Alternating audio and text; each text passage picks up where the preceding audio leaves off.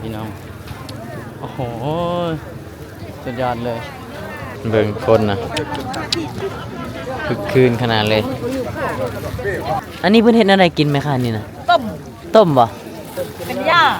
อ๋อต้มเป็นยาเนาะนี่เนาะยาพื้นเมืองโอ้เป็นยาพื้นเมืองดียังนี่นะดีหลายอย่างดีหลายอย่างบ่เจ็บเอวอ๋อผู้สาวตัวนี่ดีคือกันบ่นี่ดีผู้สาวตัวดีอันที่เขาจี้นี่นอยังเฮียนอเฮียบ่นอพาวเป็นนอหกอ๋อนอเฮียนอหกบ่หกบ่มีนอเจ็ดบ่บ่มีเนาะมีแต่นอหกเนาะมีแต่นอหกนอสร้างนอเฮียนอไรอ๋อนอเฮียนี่กินแล้วสิบ่เฮียบ่ยังคือเก่าเนาะโอเค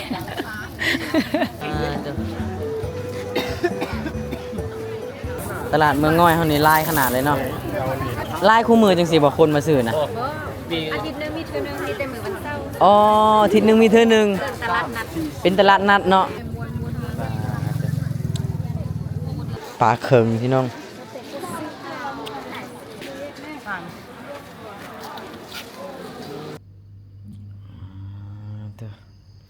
นี่พี่น้องที่เฮือนพักของบ่าวละเอกได้นอนพักคืนนี้พี่น้อง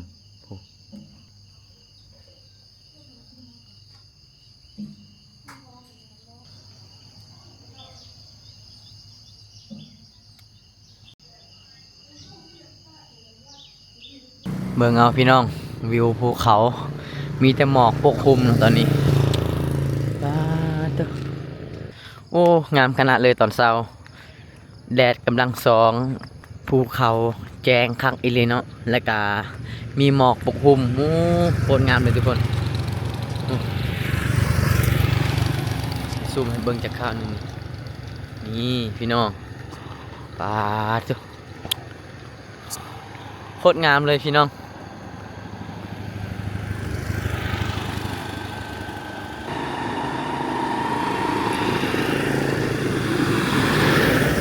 และพี่น้องนี่คือบรรยากาศตอนเช้าเนาะที่หมู่บ้านหนองเขียวเมืองง่อยแขวงหลวงพระบางตอนนี้บ่าวละเอกจะพาทุกคนไปตลาดเช้าเนาะหรือว่าเลาะตลาดเช้าหมู่บ้านหนองเขียวพี่น้องอยู่ที่เมืองง่อยเนาะกำลังย่างไปตลาดเช้าจะอยู่จุดนี้เนาะพี่น้องทักทายสบายดีเด้อพ่อแม่พี่น้องทุกคนที่เข้ามาเบิ่งเนาะเราจะพาทุกคนย่างเลาะตลาดเช้าที่เมืองง่อยมื้อนี้ว่าจะมีอย่างแน่ของปลาธรรมชาติที่เพิ่นมาขายพี่น้องเนาะบรรยากาศทุกคนตอนเช้าโคตรดีเลย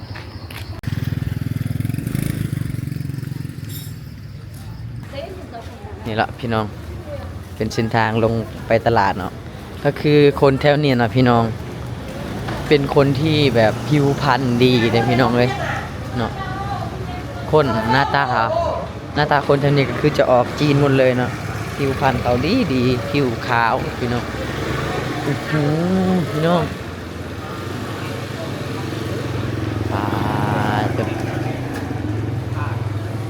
นี่ตลาดเมืองง่อยโอ้สุดยอดเลยพี่น้องหันไปพุ่นกระเจนภูเขา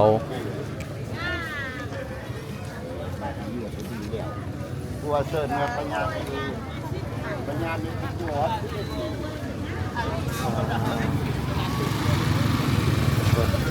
จุดนั้นเพิ่นจะขายพวกซีนงัวซีนหมูนะพี่น้องเนาะนี่แน่ไปพุ่นก็จะเห็นภูเขาสูง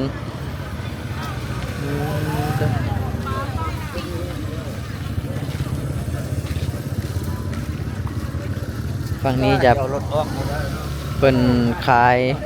อาหารธรรมชาติพวกผักนะพี่น้องปลาหน่อไม้นี่เพิ่นเอิ้นว่าหน่อไม้คูน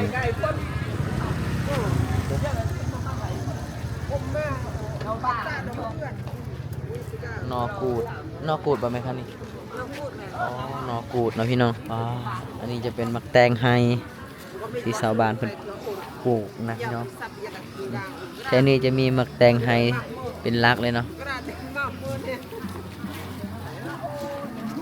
บรรยากาศคนนี่คือแบบคึกคืนขนาดเลยพี่น้องสุดยอดเลย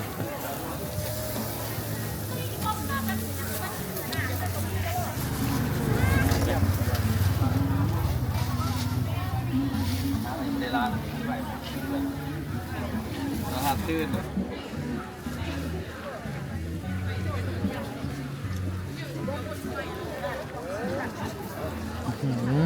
เบิ่งพี่น้องอันนี้เป็นปิ้งไส้อ่อนหมูเนาะประมาณนี้แหละ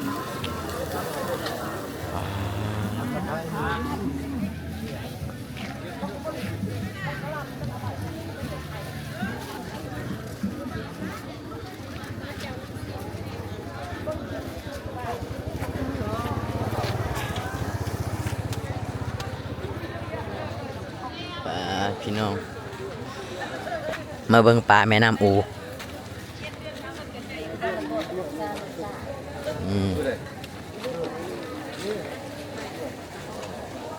ปลาตัวปลาแม่น้ำอูโคตรหลายเลย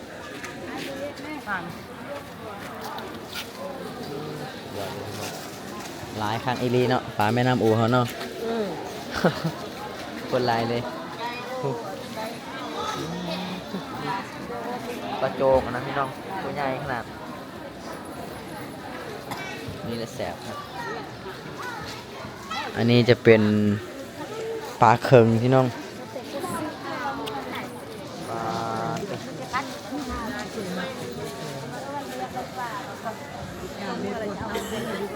ปลาโคตรขากเลยนี่นะพี่น้องโคตรใหญ่เลย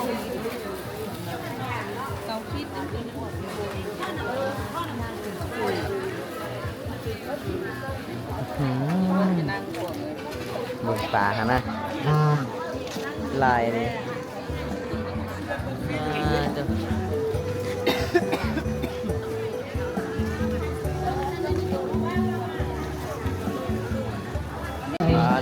เห็ดพี่น้อง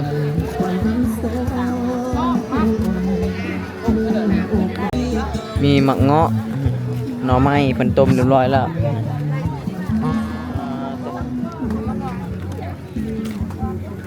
นี่จะเป็นผักบงนะพี่น้องผักอันนี้หอย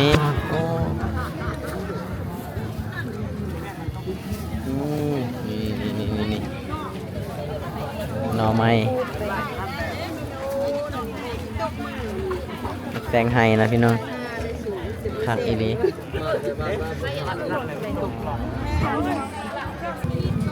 โอ้โหคนนะเต็มเลย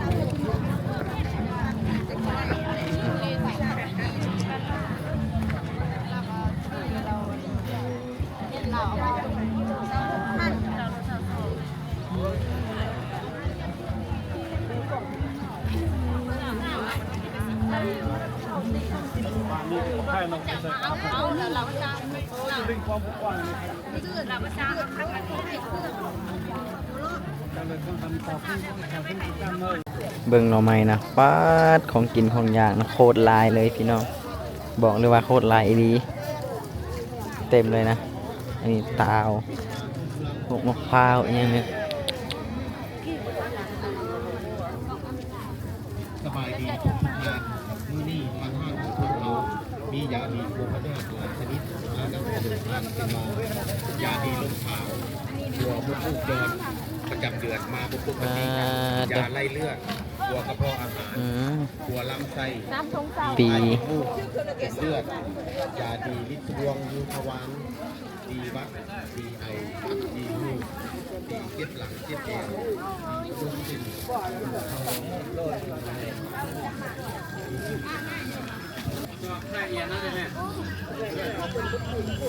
คือเท่านี้จะเป็นตลาดชนเผ่าเขาเนาะผสมกันมีชนเผ่าลาวเทิงแล้วก็ชนเผ่าลาวสูงเนาะพี่น้องที่มาขายของกินของอยากในตลาดตัวนี้เนาะคือเขาจะผสมผสานกันเลยหลาย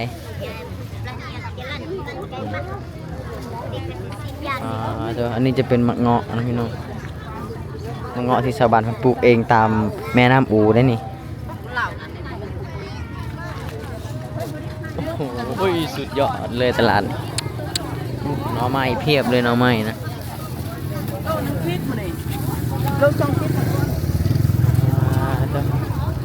เนาะพี่น้อง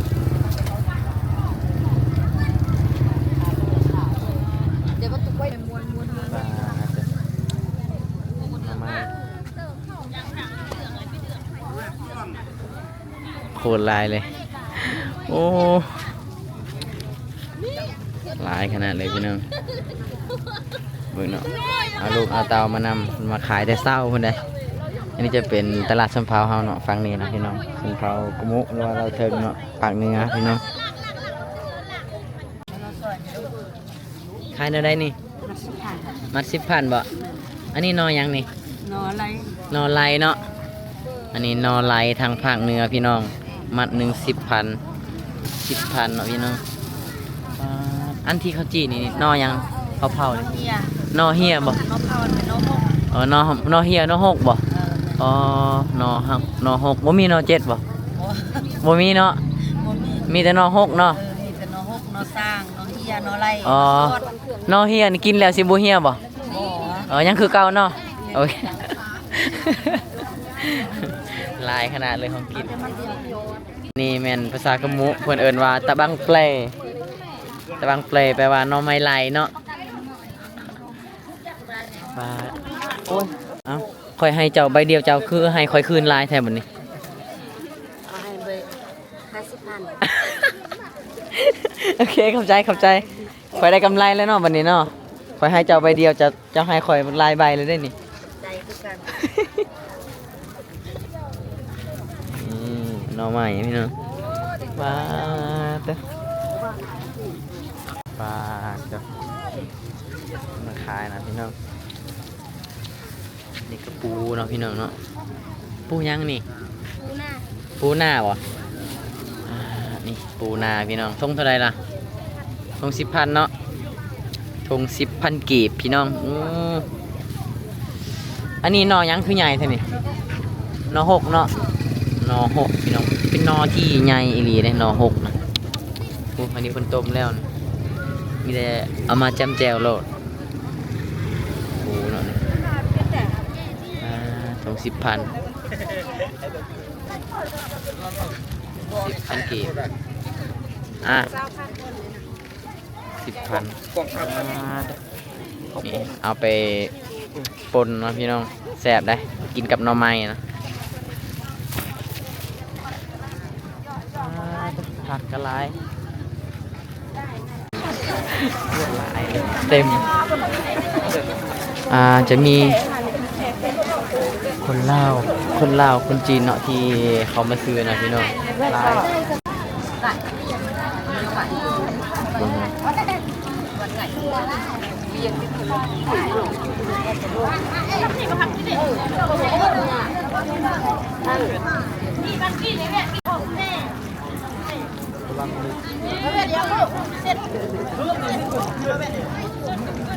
ว่าของกิน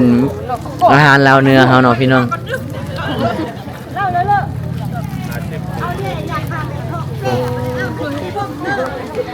เบิ่งคนนะ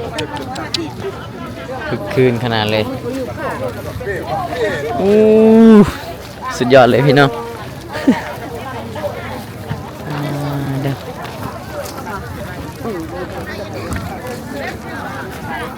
อันนี้หมากยังนี่มะกอป่ะนี่มะกอทุกคนแล้วมะกอ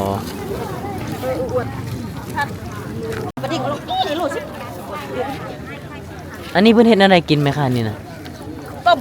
ต้มป่ะ เป็นหญ้า อ๋อต้มเป็นยาเนาะนี่เนาะที่เรียกว่าต้มกินต้มมาเฮ็ดเป็นอาหารสิโมแม่นเนาะ หญ้าพื้นเมือง โอ้เป็นยาเพิ่นดียังนี่นะ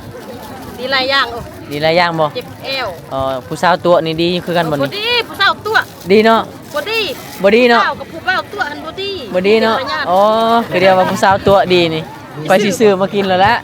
บ่ดีผู้สาวตัวกับผู้บ่าวตัวบ่ดีดีเจ็บพญาติ ดีแต่พยาธิ ลูกจนประจำเดือน ถ้าดีผู้สาวตัวอันค่อยก็จิต้มกินดีให้ผัวบ่กินเหล้า โอ้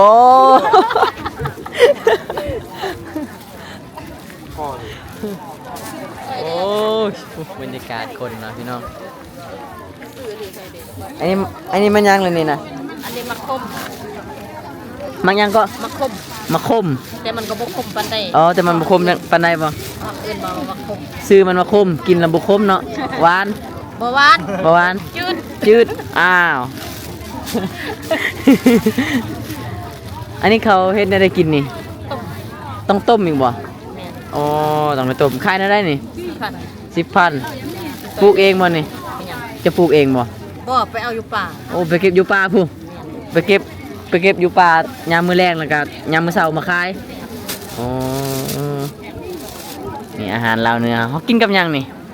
กินกินละล่าง กินแล้วล่ะกินเล่นเนี่ยบ่ แม่น อ๋อยังบ่สุกบ่ แม่น ต้องต้ม ต้มแล้วมันยัง ต้มดมปานใดจังสิกินได้นี่ โอ้ประมาณ10นาทีก็กินได้แล้ว 10 นาทีบ่อ๋อ10 นาทีจังได้กินได้เพิ่นว่าอืม10 นาทีนะเดี๋ยวลองเบิ่ง ถ้าแซ่บงวดหน้าซื้อไหม ได้เดี๋ยวมาซิมก่อนถ้ามันแซ่บสิมาเมามาเลยนี่ แม่น ลายตลาดเนาะอันนี้เขาเอิ้นว่าตลาดยังไงตลาดเมืองง่อยบ่ ตลาดมื้อใหม่ อ๋อจะมีตลาดชนเผ่าเฮากับคนลาวขายผสมกันเลยเนาะอู้ตลาดนี่โคตรลายเลยพี่น้องเอ้ยเนาะบ่คิดว่าคนสิลายปานนี้นะพี่น้องตลาดเมืองง่อยนี่ของกินลายเนาะของกินเนาะ กินลาย อ๋อลายทุกอย่างของกินของอย่างนะพี่น้องปลากันลายอาหารธรรมชาติผักลายอ่าผู้สาวกันลายเนาะ แม่นเจ้าก็ลาย ผู้สาวหลายใจเนาะ โอ้โหแล้วนั่นลูกข้าวเจ้าบ่ไล่เจ็บบ่ไล่เจ็บบ่นั่งมันเพิ่นบ่มีกำไร โอ้ เอาละล่ะบ่ได้10,000 โอ้ยพี่น้อง 5หน่วย มาเด้อ5 หน่วยอันนี้5 หน่วย 10,000 มานี่นะเป็นหมากไม้ที่แพงกว่าซีนงัวซีนควายนะพี่น้องและเอกเคยซิมอยู่นี่เขากินกับเขาวนะ มันโลแพง โอ้ ไปฮักนี่แล้วกำไรด้วยน่ะกำไรด้วยนะดูย่างได้จนนางคนเราได้สิได้ผักจังซี่โอ้ยตีปากกาจุดเด็ด เอาไม้ป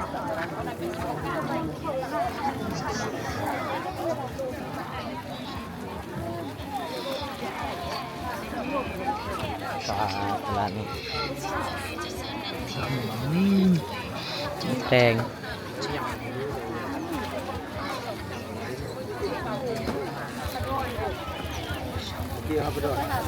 มาแตงให้นะพี่น้อง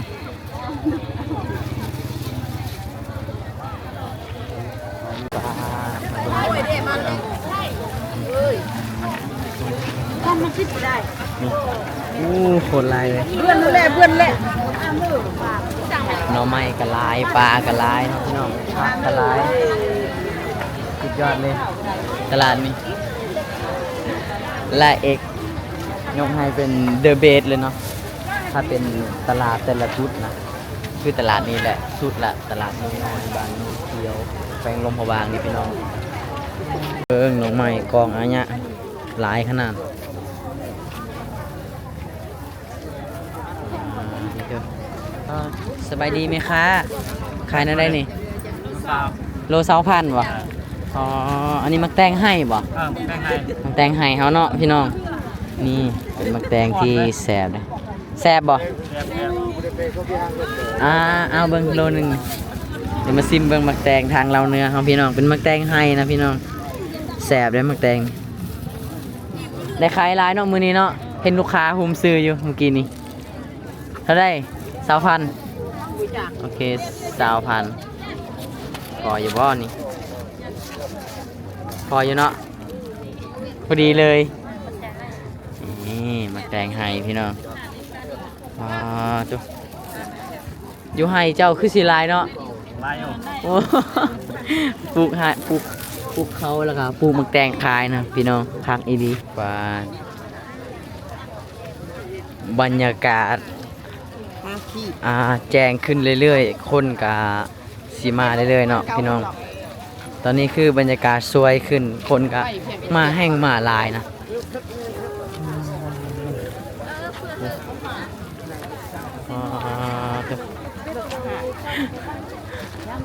สุดยอด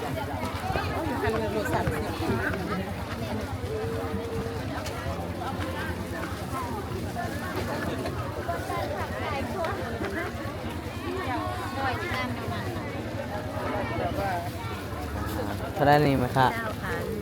20,000พี่น้องตลาดเมืองง่อยเฮานี่หลายขนาดเลยเนาะแล้วก็กว้างอีกหลายคู่มือจังซี่บ่คนมาซื้อน่ะ อาทิตย์นึงมีเทื่อนึงมีแต่มื้อวันเสาร์ อ๋ออาทิตย์หนึงมีเทื่อหนึง เรื่องตลาดนัด เป็นตลาดนัดเนาะป้าด แบบว่าเศร้าได้เหรอ โอ้สัมพอเนาะคนจังมาหลายเนาะก็คือบางทีชาวบ้านเพิ่นก็เก็บของป่าแล้วก็หาของป่าไว้อ๋อ ในมือปกติก็ฮักนี้ ทุกๆวันเสาร์บ่ แม่น อ๋อทุกๆวันเสาร์เนาะป้าดพี่น้องสมพรเนาะคนจังมาหลายโอ้ตลาดนี่อืม